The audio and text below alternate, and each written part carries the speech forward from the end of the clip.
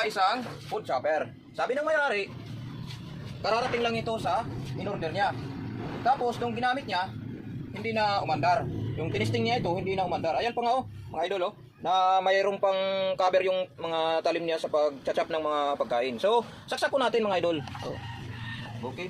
Ito po yung ano niya, i-pre-press lang to. Ayan may nakasulat na kamay. I-pre-press lang to. Ayan, wala nga. So, buksan natin mga idol. Bunutin muna natin para makita nyo kung bakit hindi siya umaandar. Okay? Ganito lang yan mga idol. Ito may apat dito na tornilyo. Tatanggalin lang po natin yan. Ayan.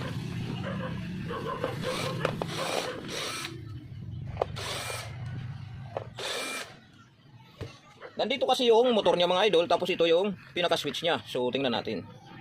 Ayan. Okay naman yung motor niya. Ito po yung switch niya. Kaya pala hindi siya umaandar mga idol. Kasi, ayan natanggal po yung lock dito sa may switch niya. So, itutulak lang po natin ito mga idol. Para mahibalik yung switch niya. Ayan. So, ngayon, maghanap tayo ng pang ano dyan. Para sumikip po yung switch niya. Ayan. Lalagyan po natin ng pinakalock mga idol. Okay. Ito. Ayan.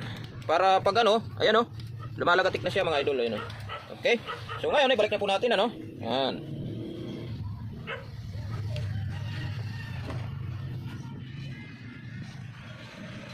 Balik na po natin.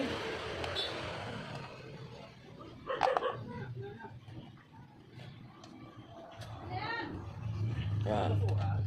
Kung paano kayo magtanggal, ganon din ang pagbalik mga idol. Huwag niyo kong kalilimutan baka mamaya sabi nga nila maraming sobra na tornilyo. Ayan.